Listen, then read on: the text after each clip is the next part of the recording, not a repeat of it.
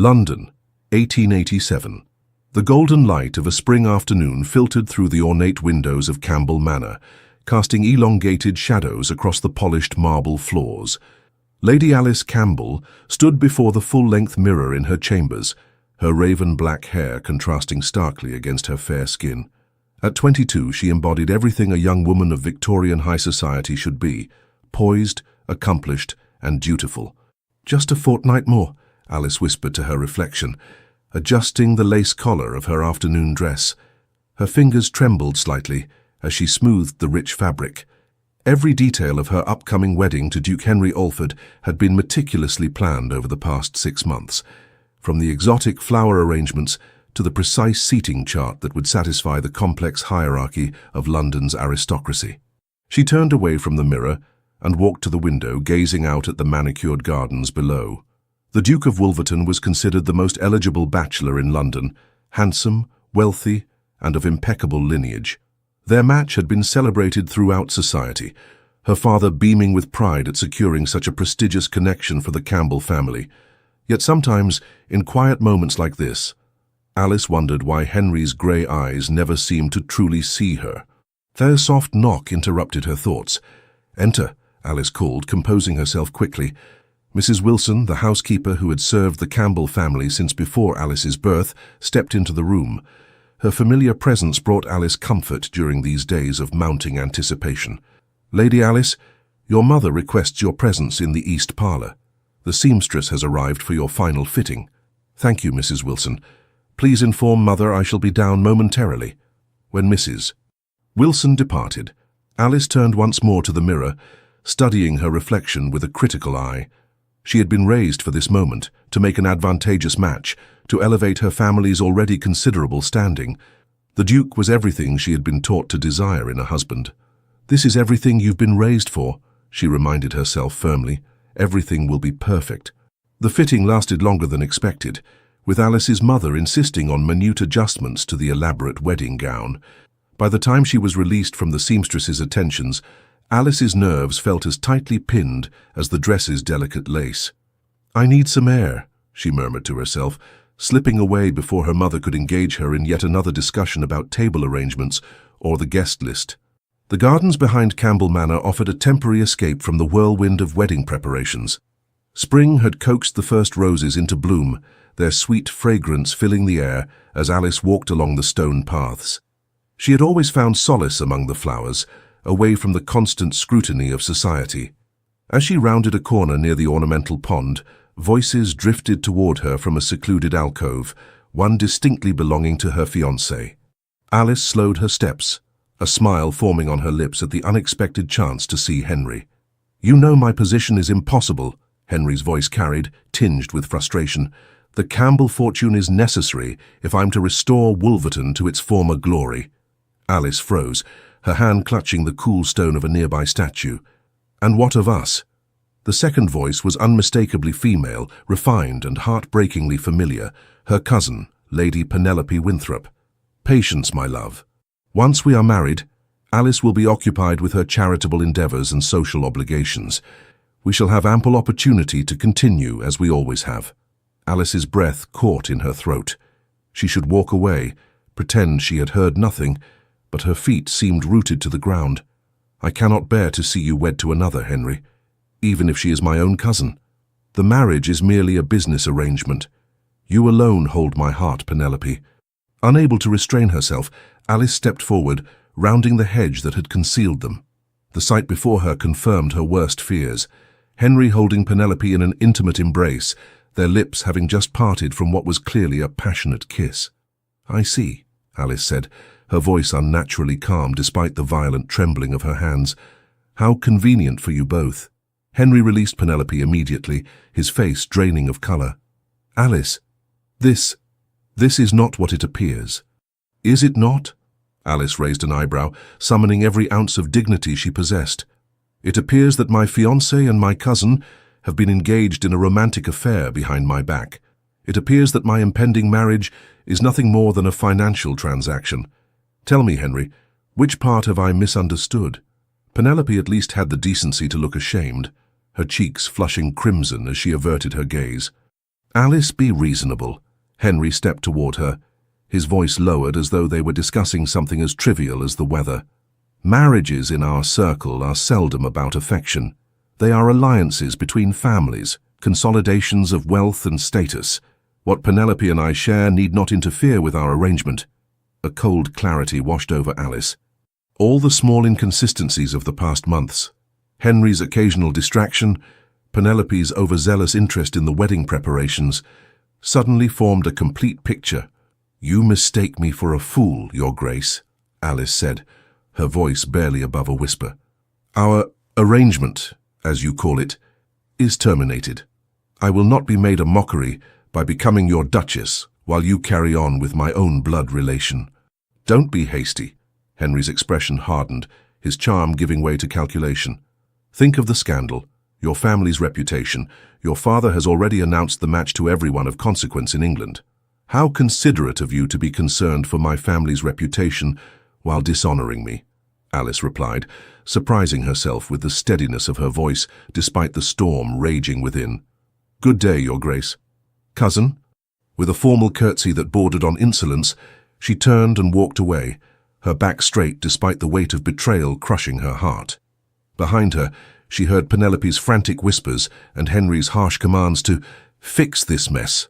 But Alice continued walking, each step carrying her further from the future she had so carefully planned. By the time she reached her chambers, Alice's composure had fractured. She dismissed her lady's maid with a choked request for privacy and sank to the floor beside her bed, finally allowing the tears to fall freely.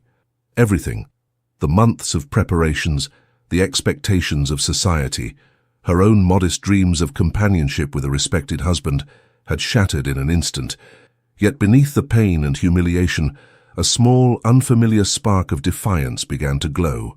For the first time in her life, Lady Alice Campbell contemplated the unthinkable, refusing to fulfill her duty as prescribed by her family and society.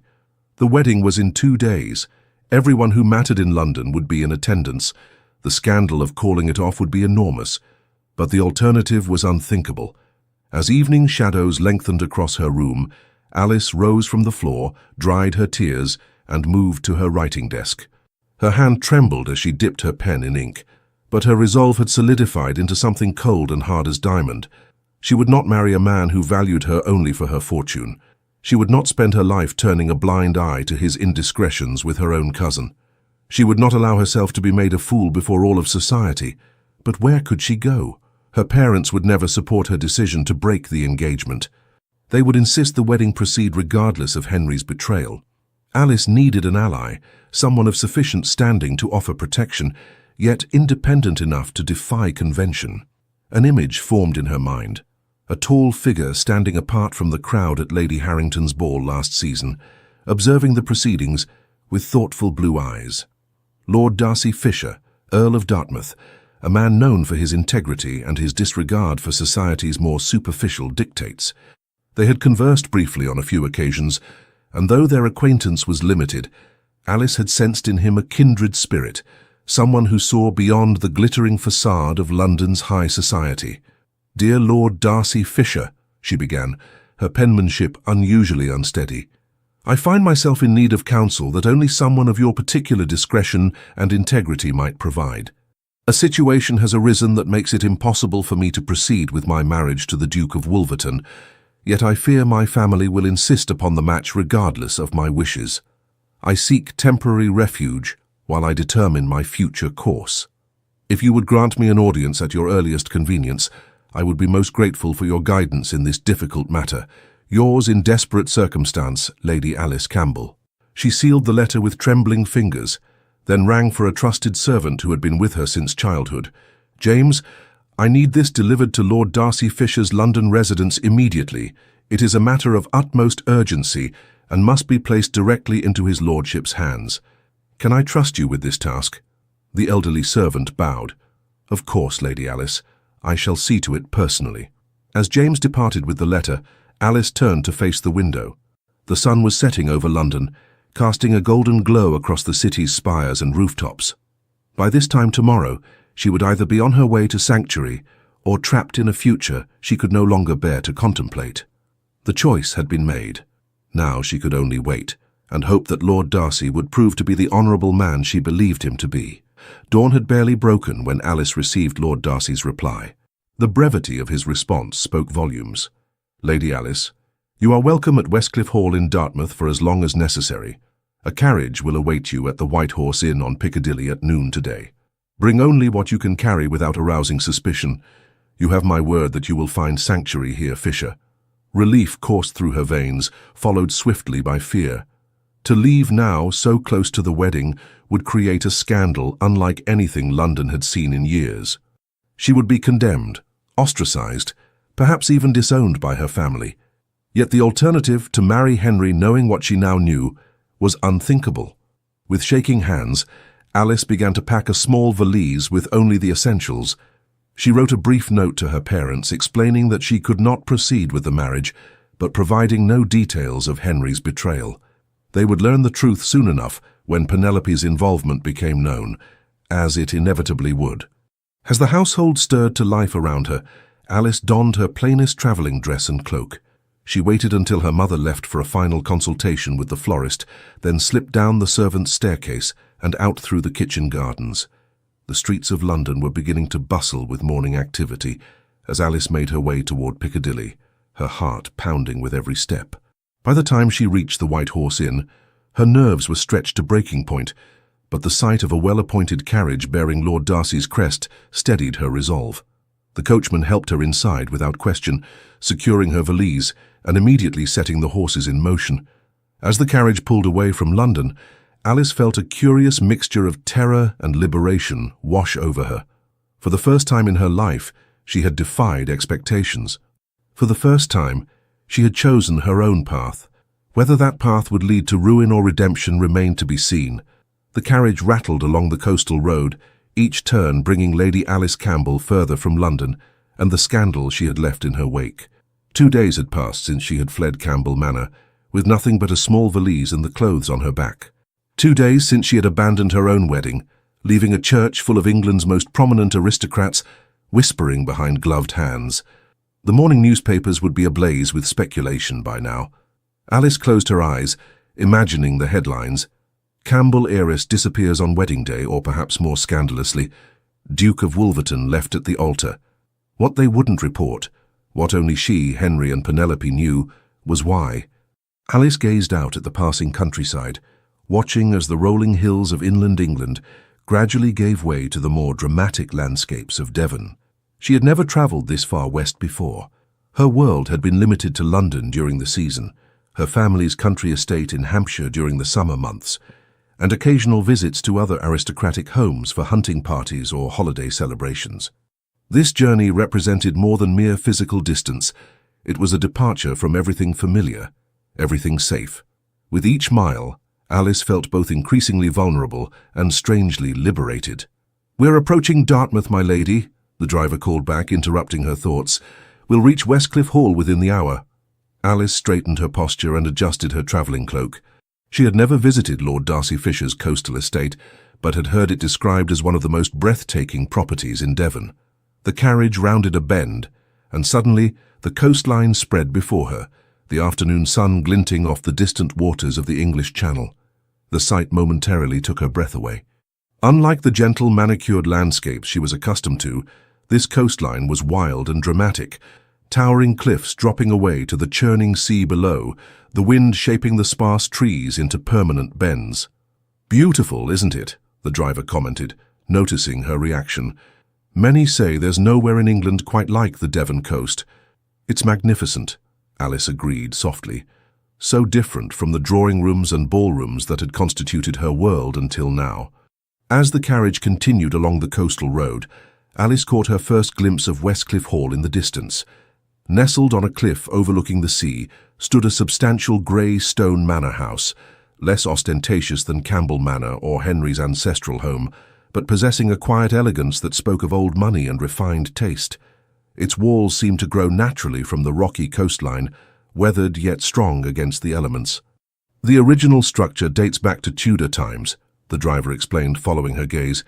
"Though most of what you see was built in the last century, his lordship has made many improvements since inheriting." As they drew nearer, Alice's anxiety returned in full force. She was about to become an uninvited guest in the home of a man she barely knew. Lord Darcy had responded to her desperate letter with surprising swiftness, offering his home as sanctuary without question or condition. Yet they were hardly more than acquaintances. The reserved Earl had always stood at the periphery of social gatherings, observing rather than participating in the elaborate dances of London society. What would he expect of her in return for his protection? Alice had always been taught that men of his station rarely acted without self-interest. Yet something in his brief note, the directness of his offer, the absence of flowery reassurances, had compelled her trust. The carriage turned up a long drive lined with ancient oaks, their branches creating a canopy overhead. As they emerged from this natural tunnel, Westcliff Hall stood before them in its full glory, impressive without being imposing, solid rather than showy. The carriage came to a stop and a footman immediately appeared to assist her descent. Alice gathered her courage along with her skirts and stepped down, feeling the bracing coastal air fill her lungs. The wind was stronger here than in London, carrying the tang of salt and the distant cry of seabirds. Standing at the entrance was not a butler as she had expected, but Lord Darcy himself. At 32, the Earl of Dartmouth cut an imposing figure, tall and broad-shouldered, with features that might be described as severe were it not for the warmth in his deep blue eyes. His dark hair, slightly longer than fashion dictated, ruffled in the sea breeze. "Lady Alice," he bowed formally, though there was nothing formal about the concern evident in his expression. "You honor my home with your presence." "Lord Darcy," Alice curtsied, suddenly acutely aware of her travel-worn appearance and the impropriety of her situation. "I cannot adequately express my gratitude for your hospitality, especially given the unusual circumstances." Something like a smile flickered across his face. "I believe unusual circumstances may be the most diplomatic description of recent events I have yet heard." He offered his arm. "Come inside. You must be exhausted from your journey." The entrance hall of Westcliff Hall was a study in understated elegance. Polished wood floors covered with faded Persian rugs, walls adorned with portraits of what Alice presumed were Fisher ancestors, and tall windows that allowed the coastal light to illuminate every corner. "Your home is beautiful," Alice said, meaning it. Where Campbell Manor and other London residences were designed to impress with their opulence, Westcliff Hall seemed created for comfort and practicality, without sacrificing refinement. "Thank you. It has been in my family for generations, though I confess I have made some adjustments to suit my own preferences since inheriting." Darcy gestured toward a wide staircase. "Mrs. Winters, my housekeeper, has prepared chambers for you in the east wing. The views of the coastline are particularly fine from there." A middle-aged woman with a kind face appeared in the doorway, curtsying respectfully. "Welcome to Westcliff Hall, Lady Alice. I'm Mrs. Winters. If you'll follow me, I'll show you to your rooms." "Thank you," Alice replied, grateful for the woman's matter-of-fact manner, which betrayed no curiosity about her unexpected arrival. "A maid named Rebecca has been assigned to attend you," Lord Darcy added. "She's young but quite capable. If you find her unsuitable for any reason, Mrs. Winters will make alternative arrangements." Alice was touched by his thoughtfulness. "I'm sure she'll be perfectly adequate. I don't require elaborate attendance." "Dinner will be served at 7, Lord Darcy informed her, "but please do not feel obligated to join me if you require rest. I have instructed the staff to accommodate your needs, whatever they may be." Alice sensed the unspoken question beneath his courtesy. Why had she come to him, of all people? They had crossed paths at numerous social functions over the years, exchanged pleasantries, perhaps shared a dance or two at the insistence of mutual acquaintances. But they were hardly confidants. "I shall join you for dinner, my lord," she replied. "And perhaps then I might explain my presumption in seeking your assistance." He nodded, the faintest smile again touching his lips. "Until this evening, then." As she followed Mrs. Winters up the stairs, Alice wondered at Lord Darcy's calm acceptance of her presence. Most men of his position would have demanded immediate explanations, would have been concerned about the potential scandal of harboring a runaway bride. Yet he had asked no questions, had simply opened his home to her without condition. The chambers prepared for her exceeded any expectations. A spacious bedroom with a large four-poster bed, draped in blue velvet, opened onto a private sitting room, with windows that indeed offered spectacular views of the coastline. A dressing room and bathing chamber completed the suite.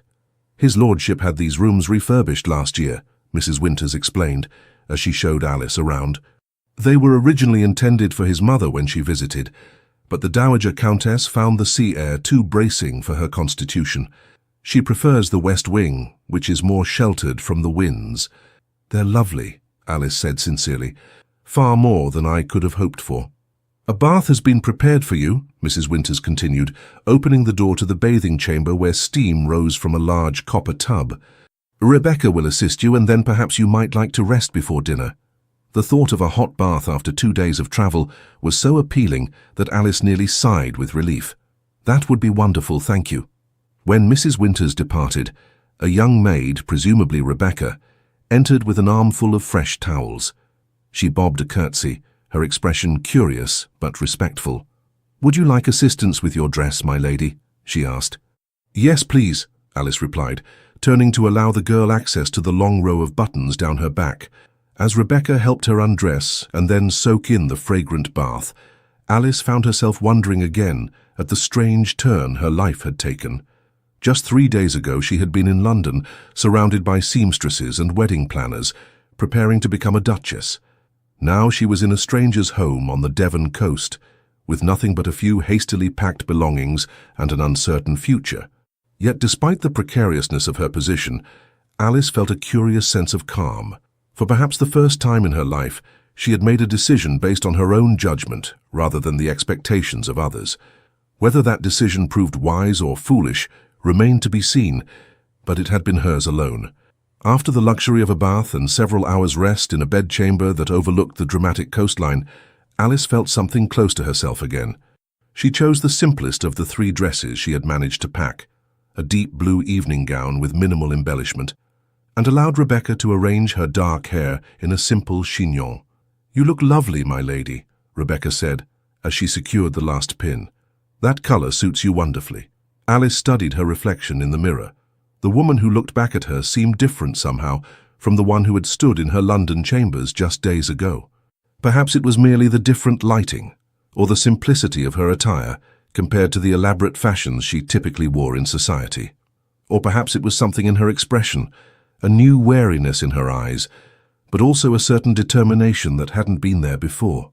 When she descended to the dining room, she found Lord Darcy waiting, dressed in evening attire but without the stiffness that characterized most aristocratic hosts. Something about him had always seemed slightly apart from society's rigid expectations, not in a scandalous way, but with a quiet confidence that allowed him to observe the rules without being constrained by them. "You look refreshed, Lady Alice," he said, pulling out her chair. "Your hospitality has been most restorative," she replied, settling into her seat, "though I fear my presence here may bring unwanted attention to Westcliff Hall once my whereabouts become known." Lord Darcy took his own seat as servants began serving the first course. "I have never been overly concerned with society's attention, wanted or otherwise."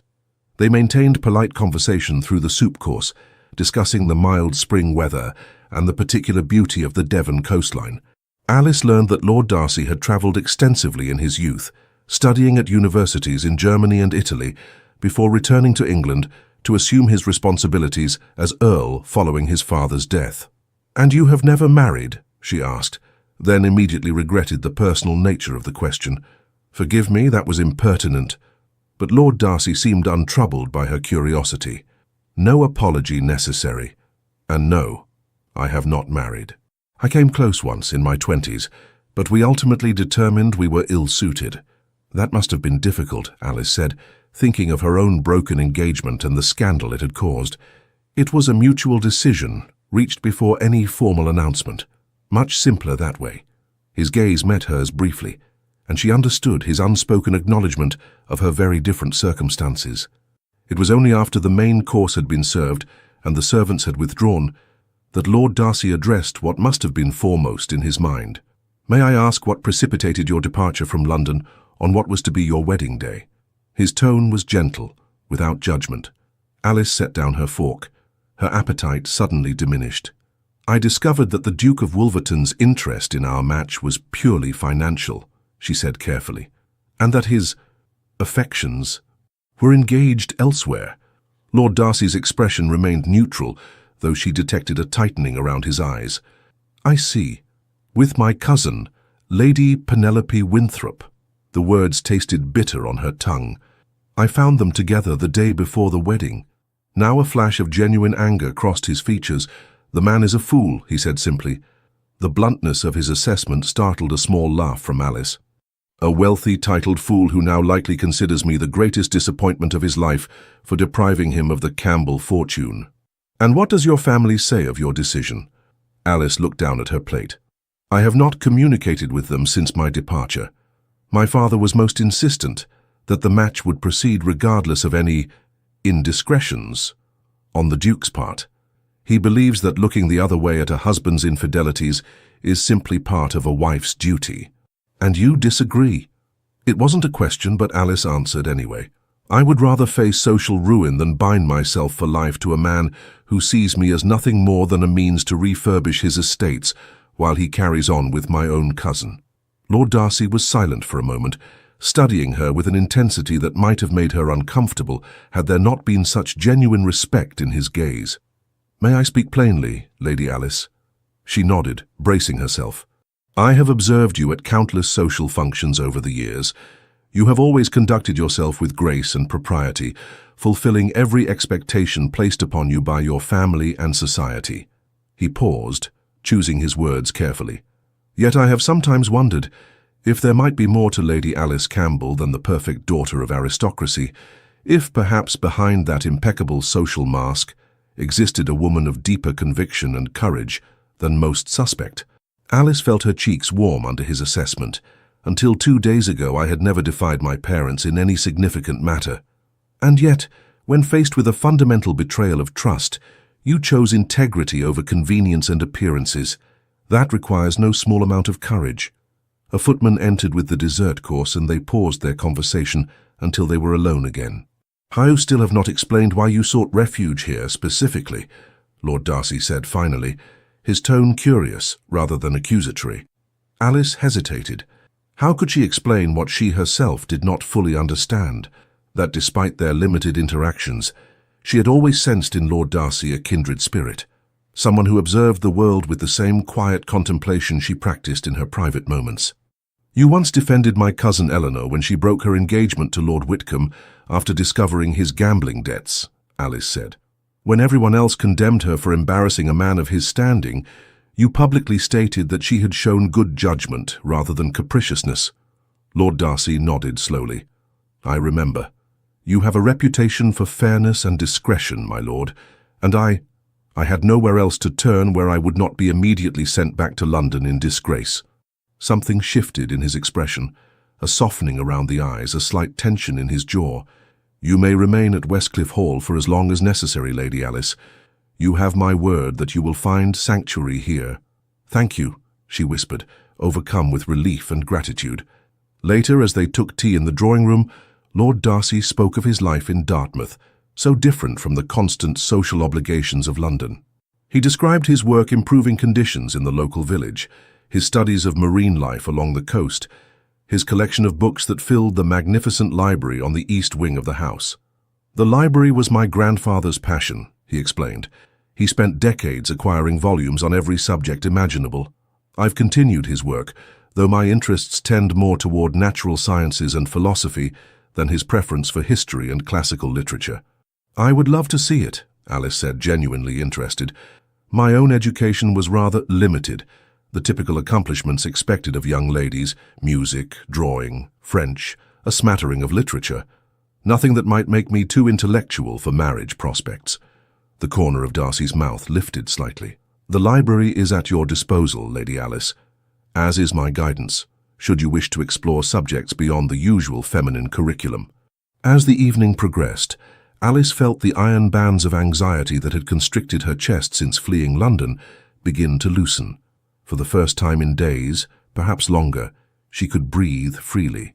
"If I may ask," she ventured as the clock struck 10, "what will you tell people about my presence here? Surely questions will arise." Lord Darcy considered this. "For now, only that you are recuperating from a period of ill health and that the sea air was recommended for your recovery." It's a common enough reason for retreat from society, and not entirely untrue. The soul can be ill as well as the body. Alice nodded, grateful for his thoughtfulness. And your staff, what do they know? Only Mrs. Winters and my valet are aware of your true identity. The rest have been told you are a distant relation in need of quiet and recovery. My household is loyal and discreet. You seem to have thought of everything, Alice observed. Not everything, I'm sure, he replied with a small smile, but enough to ensure your peace while you determine your next steps. When she finally retired to her chambers, exhaustion overtook her, but it was a different sort than she had experienced in London. There she had been worn down by expectations and appearances. Here, despite the uncertainty of her future, she felt the curious lightness that comes with honoring one's own truth, whatever the cost. Outside her window, the moonlight cast a silver path across the dark waters of the channel. Alice stood watching the rhythmic movement of the waves against the cliffs below, thinking of Lord Darcy's words. A woman of deeper conviction and courage than most suspect. Perhaps she was only now discovering whether that assessment was accurate. She had taken the first step by refusing to proceed with a marriage based on deception. What would the next step be?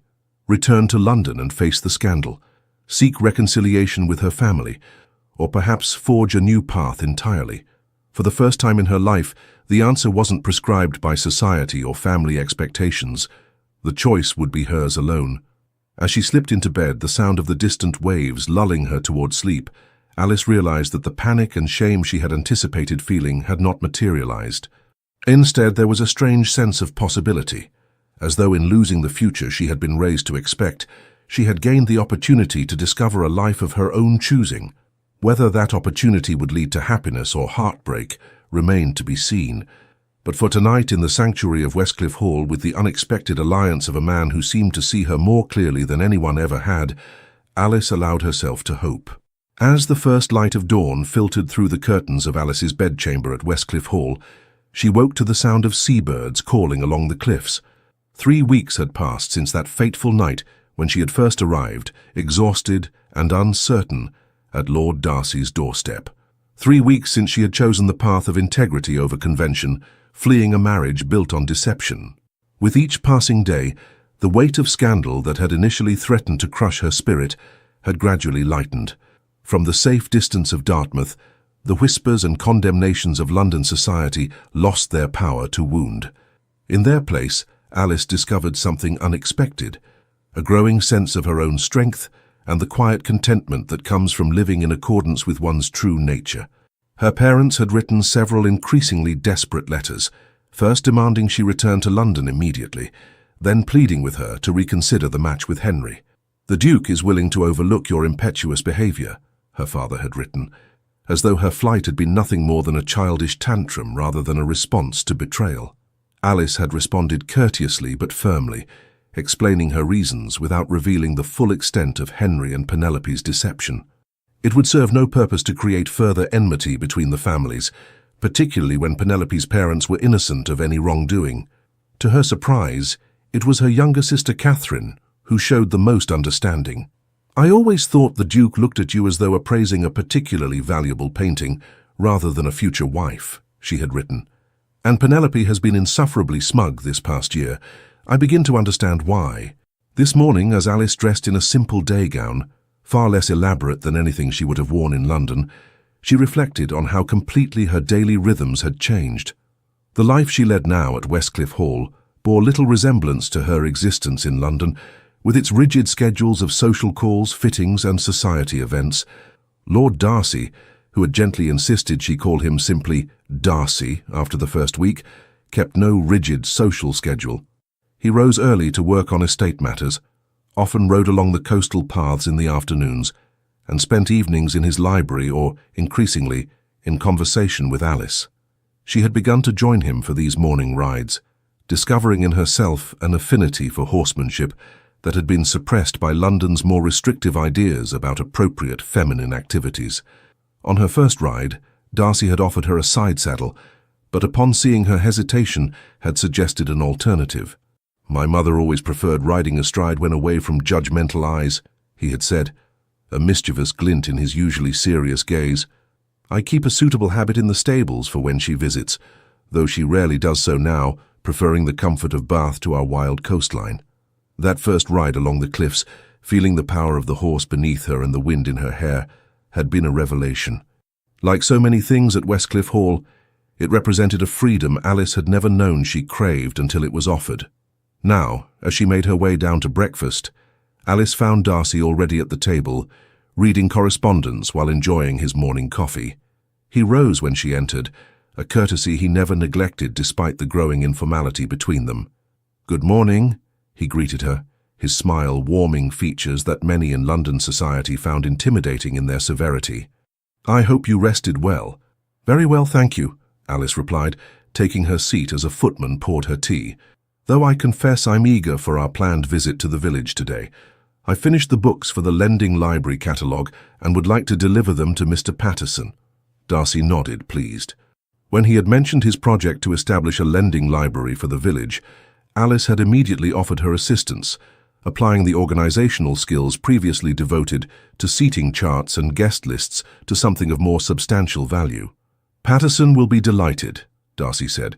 "He mentioned yesterday that several of the fishermen's children have already expressed interest in borrowing books once the library opens." Their conversation continued easily through breakfast, discussing the day's plans and local matters. Alice marveled at how comfortable this had become, this sharing of thoughts and ideas with a man who treated her as an intellectual equal rather than an ornamental accessory. "There's a letter for you," Darcy mentioned, passing a sealed envelope across the table. "From London, I believe."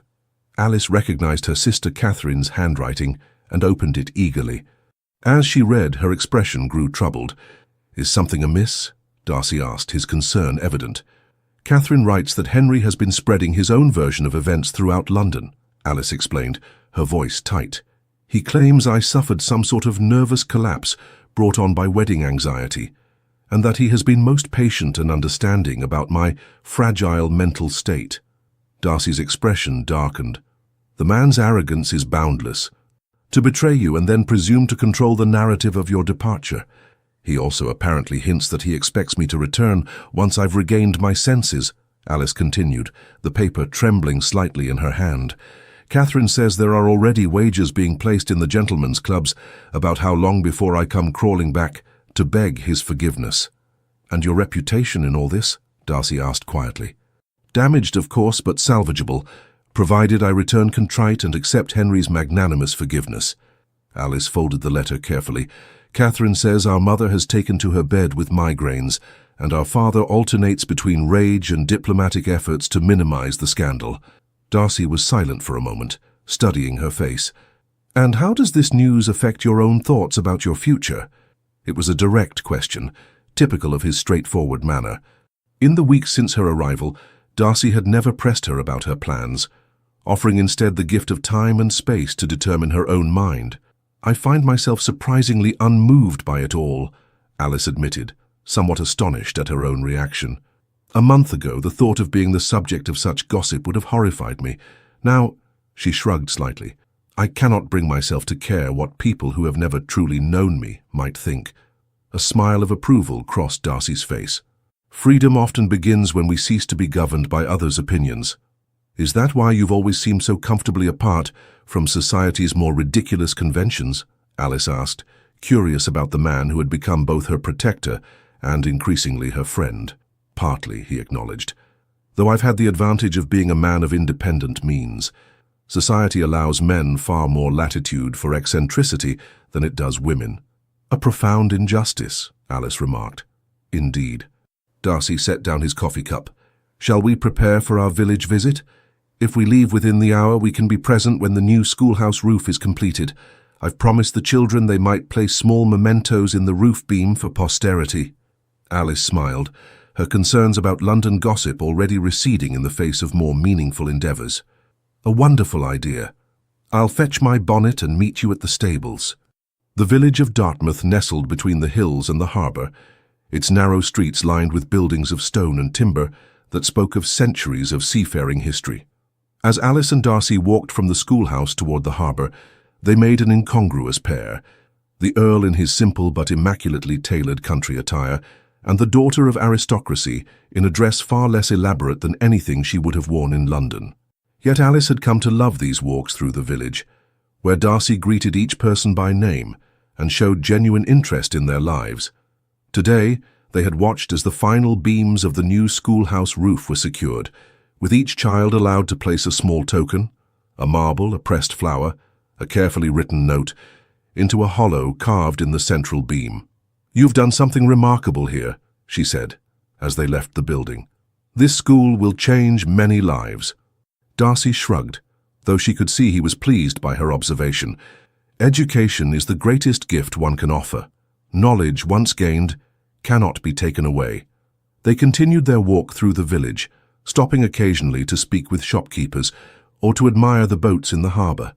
Alice found herself fascinated by Darcy's easy manner with people of all stations, so different from the rigid class consciousness that dominated London society. "You seem very at home here," she remarked as they paused to watch fishermen unloading their day's catch. "More so than in London drawing rooms." Darcy smiled, a rare, full smile that transformed his usually serious countenance. "Is it that obvious? I have always found the country more conducive to sincerity. In London, one must constantly navigate currents of gossip and intrigue that have little to do with a person's true character. And yet you maintain your London residence and attend the season each year." "Duty," he said simply. "My position requires certain appearances be maintained, however tedious I might find them." Alice nodded, understanding all too well the weight of such obligations. They continued walking in comfortable silence until they reached the edge of the harbour, where the view opened to the wider channel beyond. "May I ask you something rather personal, Lady Alice?" Darcy said suddenly. She turned to face him, surprised by the formal address after weeks of growing familiarity. "Of course. Had you not discovered the Duke's betrayal, would you have been content in that match?" The question caught her off guard. She had asked herself the same thing many times over the past weeks, examining her feelings with a new honesty. "I believed I would be," she said slowly. "Not ecstatically happy, perhaps, but content in fulfilling my duty and securing a respectable position. The Duke was considered an excellent match by every conventional measure, but not by measures that matter to your heart," Darcy observed quietly. Alice felt a flush rise to her cheeks, unaccustomed to such direct conversation about matters of the heart. "I was raised to believe that marriages in our circle are primarily alliances of family and fortune. Affection might develop over time, but it was never the primary consideration. And now, has your perspective changed?" She considered the question carefully. "I think perhaps it was changing even before I discovered Henry's betrayal. There were moments when I would look at him and feel nothing. No spark of connection, no sense that he truly saw me as I am rather than as the heiress he required." Darcy's eyes held hers, intense and searching. "And what is it that you truly want, Alice, beyond the expectations of family and society?" The question hung between them, weighted with possibilities neither had yet dared to name aloud. Before she could answer, a voice called out from behind them. "Lady Alice Campbell! By heavens, it really is you!" Alice turned, startled to hear her full name spoken in this place where she had begun to feel anonymous. Walking rapidly toward them was Sir William Blackwood, an acquaintance from London society, whose family kept a summer home somewhere along the Devon coast. "Sir William," she acknowledged with a stiff nod, acutely aware of how quickly her carefully constructed sanctuary might now crumble. "Everyone has been in absolute confusion over your disappearance," he said, eyes alight with the excitement of one who has stumbled upon valuable gossip. "And to find you here in Dartmouth, in the company of Lord Fisher. How extraordinary." Darcy stepped forward slightly, his posture protective without being possessive. "Lady Alice has been recovering from a period of ill health as my guest," he said smoothly. "The sea air has proven most beneficial." Sir William's eyes darted between them, clearly calculating the social implications of Alice's presence. "Indeed. How fortunate that she found such a dedicated host." The insinuation in his tone was unmistakable.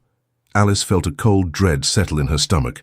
Within days, word would reach London that she had fled to Lord Darcy's estate. Whatever remained of her reputation would be in tatters. "Sir William," Darcy's voice had taken on an edge Alice had never heard before. "Lady Alice's presence here is above reproach. My housekeeper, Mrs. Winters, serves as her companion, and every propriety has been observed." Of course, Sir William backpedaled, though the gleam in his eye suggested the damage was already done. "I meant no disrespect. I merely thought her family would be relieved to know of her whereabouts and good health." "My family has been fully informed of my location," Alice said, finding her voice at last. "I would appreciate your discretion in this matter, Sir William." He bowed, a touch too deeply. "Naturally, Lady Alice. Your privacy is of the utmost concern." The words rang hollow, and all three knew it. After a few more minutes of uncomfortable pleasantries, Sir William took his leave, and Alice and Darcy began the walk back to where their carriage waited. "I apologize," Alice said quietly. "I have compromised your reputation as well as my own." Darcy's expression was thoughtful rather than concerned. "My reputation has never been of particular interest to me, but I am concerned for you. Sir William is not known for his discretion." "No," Alice agreed. "By this time tomorrow, half of London will likely have heard some version of our encounter." They reached the carriage in silence, each lost in private contemplation. As they travelled the coastal road back to Westcliff Hall, the beauty of the scenery that had so enchanted Alice these past weeks seemed dimmed by the shadow of impending scandal. "There is a solution," Darcy said suddenly, breaking the long silence. "If you would consider it." Alice turned to him, curious. "What solution?" Darcy's gaze was steady, though she detected an unusual tension in his posture. "Marriage." The word hung in the air between them, loaded with implications. I don't understand," Alice stammered, though part of her did understand, all too well. "If we were to announce our engagement immediately before Sir William's gossip reaches London, it would explain your presence here in a way that society would accept, even applaud." Darcy's voice was practical, but his eyes held something deeper. "The narrative becomes not one of a runaway bride seeking refuge, but of a woman who broke an engagement because her heart belonged elsewhere." Alice's pulse quickened. "You would offer marriage simply to protect my reputation?" "No," Darcy said quietly. "Not simply for that." The carriage turned onto the drive leading to Westcliff Hall, and Alice could see the great house rising before them, solid and steadfast against the darkening sky. Something about its quiet strength reminded her of the man sitting across from her, a man who had offered her sanctuary without question, who had seen her as she truly was rather than as the perfect society daughter she had pretended to be for so long.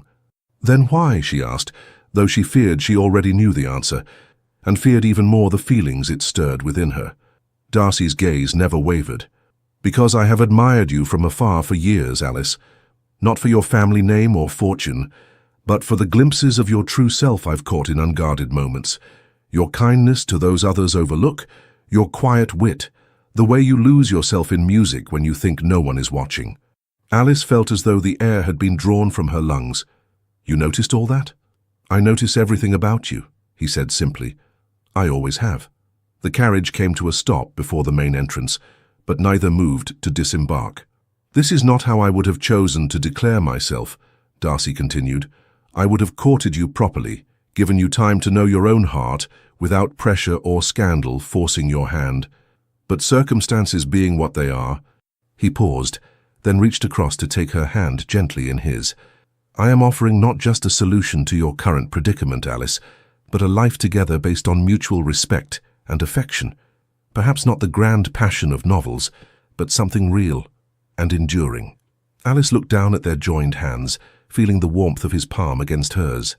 In London, she had been prepared to marry a man who saw her as nothing more than a means to an end. Here was a man offering something far more valuable, a partnership of equals founded on genuine regard. And yet, you deserve someone who comes to you freely, Darcy, not someone pushed to your door by scandal and necessity. A small smile touched his lips. "Do you imagine I would have offered if I believed your acceptance would be merely practical? I have observed you these past weeks, Alice. I have seen how you've blossomed away from the constraints of London society. I believe there is something growing between us that, given time, could become profound." Before she could respond, the carriage door opened and a footman appeared to assist their descent. The moment of intimacy was broken, but the weight of Darcy's words remained. "Think on it," he said quietly as they walked toward the house. "There is no need for an immediate answer." But as they entered Westcliff Hall, A commotion in the entrance hall made it clear that time for careful consideration might be a luxury they no longer possessed. Standing in the center of the marble floor, his traveling clothes immaculate despite the long journey, was Henry Alford, Duke of Wolverton. "Ah, Lady Alice," he said, his handsome face set in lines of determination, "I have come to bring you home." The entrance hall of Westcliff Hall had never seemed so cavernous to Alice as it did in that moment, with Henry's unexpected appearance creating a tableau that seemed frozen in time. Darcy beside her, tension evident in the set of his shoulders, Henry standing before them with the confidence of a man accustomed to getting his way, and between them Alice herself, no longer the pliable society daughter, but a woman who had begun to recognize her own worth. The air itself seemed charged with the collision of two worlds, her past in London society, with all its gilded constraints, and her present at Westcliff Hall with its newfound freedom. The clock in the corner ticked loudly in the strained silence, each second marking the distance between the woman she had been and the woman she was becoming. "Your Grace," she said coolly, deliberately using his title rather than his given name. "This is an unexpected visit." Henry's smile did not reach his eyes.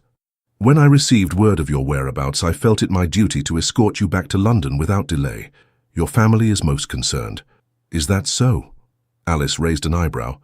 "Strange as I have been in regular correspondence with them these past weeks." Darcy stepped forward slightly. "Duke Alford, while your concern is noted, Lady Alice is a guest in my home and will remain so for as long as she wishes." Henry's gaze flicked to Darcy, dismissive and calculating. "Lord Fisher, how charitable of you to offer sanctuary to a young woman in distress. One might almost question the propriety of such an arrangement." "One might," Darcy agreed, his voice dangerously calm, "if one were looking for scandal rather than truth." A tense silence fell over the hall. Alice could feel the growing animosity between the two men and knew she must take control of the situation before it escalated further. "Your Grace," she said, stepping forward, "you have made a long journey. Perhaps you would care for refreshment before we continue this discussion." Henry looked momentarily wrong-footed by her composure. He had clearly expected tears, pleas, or at the very least, embarrassment at being discovered. Alice felt a small surge of satisfaction at his confusion. "That would be acceptable," he conceded. Darcy gave instructions to the butler, and soon they were seated in the drawing room, an uncomfortable triangle with tea and cakes that no one touched. "I understand you were seen in the village today," Henry said, directing his words to Alice while pointedly ignoring Darcy. "By tomorrow, all of London will know where you've been hiding these past weeks. Your reputation will be irreparably damaged." "My reputation was of little concern to you when you were kissing my cousin in our garden," Alice replied evenly. Henry had the grace to flush slightly. A momentary indiscretion, nothing more. Hardly worth destroying an advantageous match over. "Advantageous for whom precisely?" Alice asked. "For you, certainly, with access to my fortune to restore your estates. For my family, perhaps, with the prestige of a ducal connection. But what advantage was there for me in a husband who saw me as nothing more than a convenient heiress?" Henry's expression hardened. "This is not the behavior of the Lady Alice Campbell I knew in London." "Perhaps you never truly knew me at all," she countered. "Regardless," Henry pressed on, "the fact remains that your presence here, unchaperoned in the home of a bachelor, has created a situation that can only be resolved by your immediate return to London." Alice felt Darcy tense beside her. Before he could speak, however, there was a commotion in the hallway and the butler appeared at the door. "My lord, I apologize for the interruption, but Lady Penelope Winthrop has arrived and insists on seeing the Duke immediately." Alice watched as Henry's composure cracked for the first time. "Penelope is here," he hissed. "Tell her to wait in the carriage." But it was too late. Penelope swept into the room, her travelling costume immaculate despite the journey, her fair beauty a striking contrast to Alice's darker colouring. She stopped short at the sight of the three of them arranged in their uncomfortable tableau. "Henry," she said, her voice trembling slightly, "you promised you would simply speak with Alice and return directly. You said nothing about staying here yourself." The pieces fell into place in Alice's mind with sudden clarity. "You've been continuing your affair," she said, looking between Henry and Penelope. All this time, while society condemned me for leaving you at the altar, you two have been together. Penelope at least had the decency to look ashamed. It wasn't. We didn't plan. Oh, spare me the protestations of innocence, Alice said, surprising herself with her forthright tone. What I cannot understand is why you've come all this way to retrieve me, Henry, when you clearly have no genuine desire for our marriage. Henry's jaw tightened. The Campbell fortune is still necessary for Wolverton's restoration. My personal feelings are irrelevant. And what of Lady Penelope's feelings? Darcy interjected, his voice quiet but firm. Do you intend to continue your relationship with her after marrying Lady Alice? My arrangements are none of your concern, Lord Fisher, Henry snapped. They became my concern when Lady Alice sought refuge in my home, Darcy replied. And they are most certainly her concern, as the woman you still apparently intend to make your Duchess. Alice looked at her cousin, seeing beyond her beauty to the vulnerability beneath. Penelope had always been the fragile one, easily influenced, desperate for affection after losing both parents at a young age. Penelope, she said gently, does Henry love you? Penelope's eyes filled with tears. He says he does. And yet he came here to reclaim me as his bride, Alice pointed out, for my fortune by his own admission. A flicker of doubt crossed Penelope's lovely face. He said it was necessary, that once the estates were restored, we could be together properly. As his mistress while I played the role of Duchess, Alice concluded. Is that truly what you want? To forever be the woman in the shadows? The tears spilled over onto Penelope's cheeks. I thought there was no other way. He said you would understand that aristocratic marriages were always like this. Some are, Alice agreed, thinking of countless loveless matches she had observed in London society. But they needn't be. Henry rose abruptly. Enough of this nonsense. Lady Alice, gather your belongings. We return to London tonight. The banns will be read again and the wedding will proceed as originally planned. No, Alice said, the single word resonating in the room with quiet finality. Henry stared at her in disbelief. I beg your pardon? I said no, Henry. I will not marry you, not tomorrow, not ever. You would rather face complete social ruin? He laughed incredulously. No one else will have you after this scandal. That is where you are mistaken, Darcy said, rising to stand beside Alice. His voice was steady, his gaze unwavering as he faced the Duke. Lady Alice has already accepted my proposal of marriage. Alice felt her heart skip at his words. Though they had discussed the possibility mere minutes ago, she had given no formal acceptance. Yet in that moment, looking at Darcy's resolute profile, she knew with sudden clarity that this was indeed what she wanted. Henry's face contorted with disbelief. This is absurd. You expect me to believe that in the span of a few weeks you've developed an attachment to Lord Fisher strong enough to justify marriage. I have come to know Lord Fisher better in these weeks than I knew you in a year of courtship, Alice replied. He has shown me kindness without ulterior motive, respect without condition, and affection without demand. Penelope looked between them, her expression a mixture of confusion and dawning hope. You truly wish to marry Lord Fisher?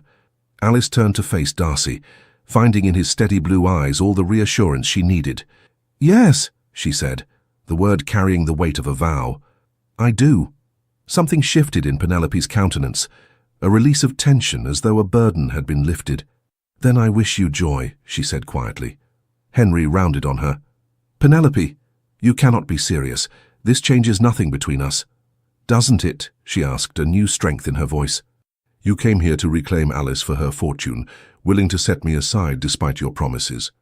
What guarantee have I that you wouldn't discard me just as easily once you had secured the Campbell wealth? For the first time, Henry appeared truly flustered. That's entirely different. You know my feelings for you are genuine. Do I? Penelope's chin lifted slightly. I begin to wonder if I've been as much a fool as you believed Alice to be. Alice felt a surge of pride for her cousin. Perhaps there was more strength in Penelope than anyone had given her credit for, herself included. This is preposterous, Henry sputtered, looking between the three of them. A conspiracy to humiliate me.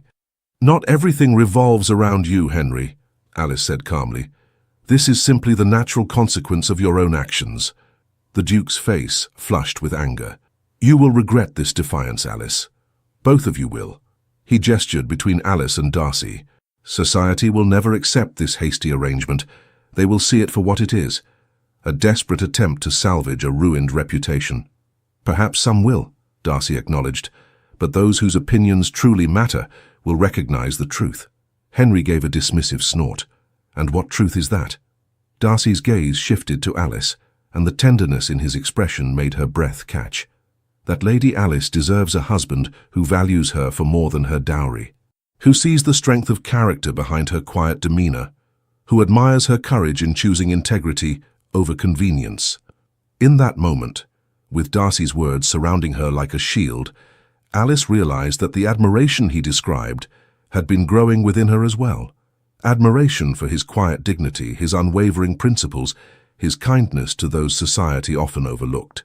Perhaps what had begun as refuge could indeed blossom into something deeper and more lasting. Henry looked between them, his calculation almost visible behind his eyes. Finally, with a curt nod, he reached for his hat and gloves. "It seems my journey has been wasted. Lady Penelope, shall we return to London?" Penelope hesitated, glancing at Alice. I believe I shall remain here for a time if Lady Alice and Lord Fisher will permit it. My companion is in the carriage, so all proprieties can be observed." Henry's jaw tightened. "As you wish."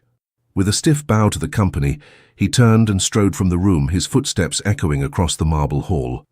After the front door closed behind him, the three remaining occupants of the drawing room stood in silence for a long moment. "Well," Penelope said finally, attempting a weak smile. "That was rather dramatic." Alice crossed to her cousin and took her hands. "Are you certain you wish to stay? You are welcome, of course, but you wonder if my heart is truly free of Henry." Penelope finished for her. She sighed. "Not entirely, perhaps, but I believe it may be time I learned to value myself as more than an accessory to a man's life, however titled he may be." She squeezed Alice's hands. "You have shown me that it is possible to choose one's own path, even when society dictates otherwise." Darcy cleared his throat gently. "I shall have rooms prepared for Lady Penelope and her companion immediately." As he moved to leave, Alice touched his arm. "Darcy, a moment, please." When they were alone in the corridor, she looked up at him, suddenly shy despite the boldness she had displayed moments before. "Did you mean it? Your proposal?" His expression softened. "Every word. Though I had hoped for a more romantic setting than a confrontation with your former fiancé." Alice smiled. "I believe I prefer honesty in difficult moments to romance in easy ones."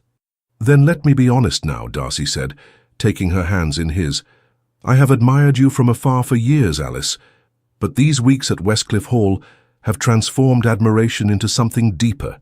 I find myself thinking of you first upon waking and last before sleeping.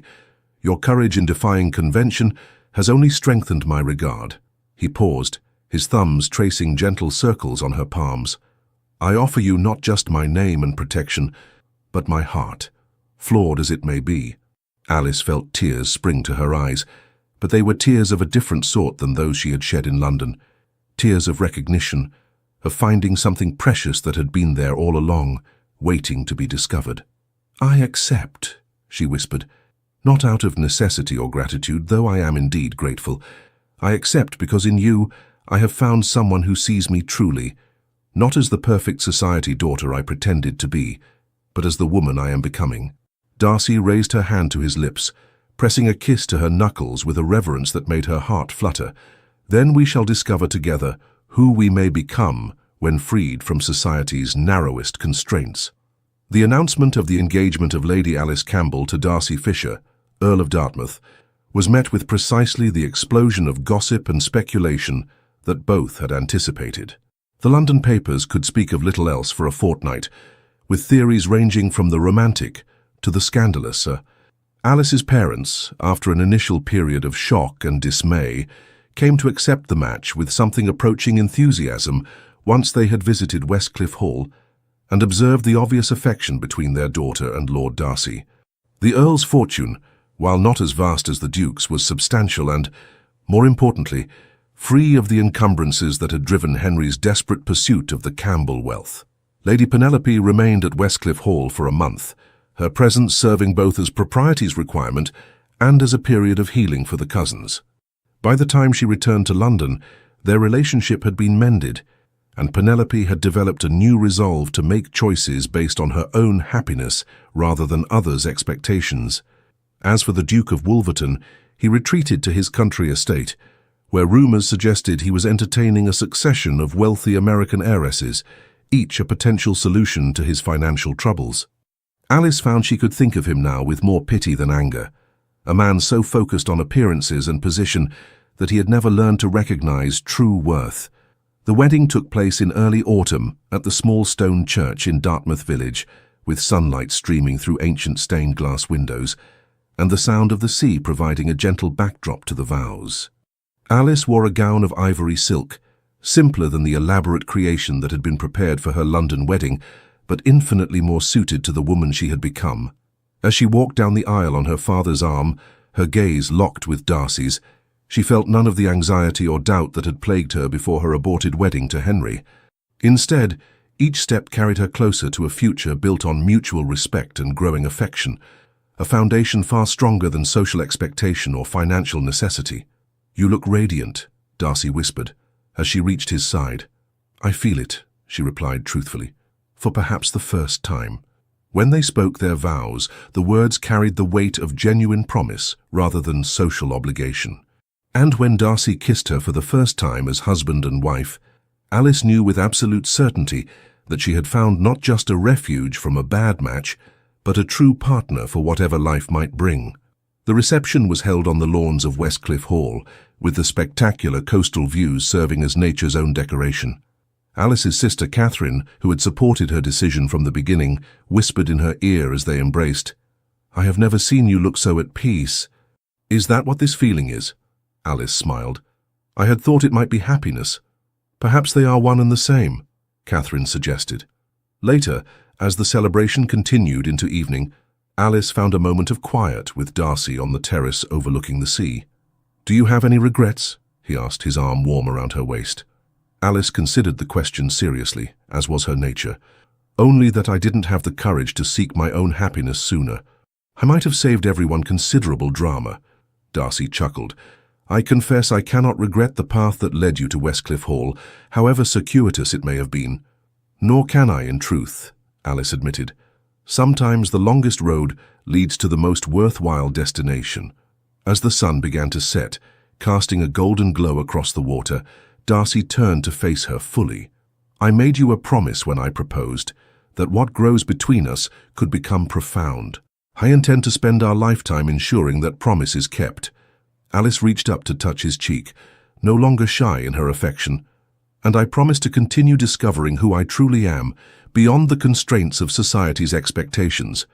I believe you may find you've married a more interesting woman than you realized." "I am counting on it," Darcy replied, his smile warming his usually serious features. "After all, it was the glimpses of your true self that first captured my heart." As they rejoined their guests, Alice caught sight of her cousin Penelope deep in conversation with Darcy's friend, Lord James Harrington, her expression more animated than Alice had seen in months. Nearby, Catherine was charming the local gentry with her natural wit, while Alice's parents had apparently found common ground with Darcy's aunt, a formidable dowager with progressive ideas about women's education. These were the beginnings of a new chapter, not just for Alice and Darcy, but for all whose lives had been touched by the events set in motion that spring day in London, when Alice had discovered a betrayal that in the end had led her to a far greater happiness than she had ever dared imagine. Later that night, as she stood in the moonlit bedchamber that would now be theirs, Alice felt Darcy's arms encircle her from behind. "Welcome home, Lady Fisher," he murmured against her hair. Alice turned in his embrace, meeting his gaze with newfound confidence. "Home," she repeated. "Not because of these walls or this land, magnificent as they are." "No?" She shook her head, smiling up at him.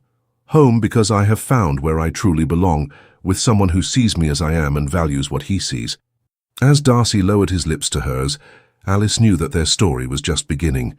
A story built not on the glittering foundations of London society, but on the solid bedrock of mutual respect, growing affection, and the courage to choose one's own path, whatever the cost. In the end, it had cost her a duke but gained her an earl, and more importantly, a chance at genuine happiness. It was, Alice reflected, as she returned her husband's kiss with newfound passion, the most advantageous match she could possibly have made. Dear listener, as we conclude this journey with Lady Alice Campbell, I hope you have found not merely entertainment, but a reflection of truths that transcend time and circumstance. In the London of 1887 or in the cities of today, the courage to follow one's heart rarely comes without consequences. Like Alice, many of us face moments when the expected path is not the right one. Perhaps you have lived through your own version of this crossroads, a marriage that did not bring happiness, relationships that needed reassessment, or social expectations that stifled your true desires. What Alice's story teaches us is that it is never too late to choose authenticity. At 60, 70, or 80 years of age, we remain the authors of our own narrative. We can still, like Alice, discover parts of ourselves that have lain dormant beneath the weight of convention. Take with you tonight the certainty that true security comes not from yielding to external pressures, but from honoring the inner wisdom you have cultivated over decades. Like the solid Westcliff Hall facing the storms of the sea, you possess the strength to withstand life's uncertainties. As you rest your head upon your pillow tonight, allow yourself to feel the same peace that Alice found, not from having all the answers, but from having the courage to ask the right questions. As she discovered with Darcy, sometimes the most meaningful relationships are those based not on appearances, but on a deep recognition of who we truly are. May your sleep be deep and restorative, sheltered by the knowledge that your journey, with all its unexpected turns, holds value and purpose. And may you awaken carrying the quiet assurance that, like Alice, you possess the strength to rewrite any chapter of your story that does not resonate with your heart. With profound gratitude for sharing this moment with us. Legends of the Fall. Thank you so much for staying with us until the end of this emotional journey. If this story touched your heart, please consider subscribing to our channel, liking the video and sharing it with others who love emotional, redemptive historical romances. Your support truly helps us keep telling stories that matter. From the bottom of our hearts, thank you. And don't forget, at the end of this video, another beautiful story awaits. Click and be surprised by more unforgettable tales just like this one.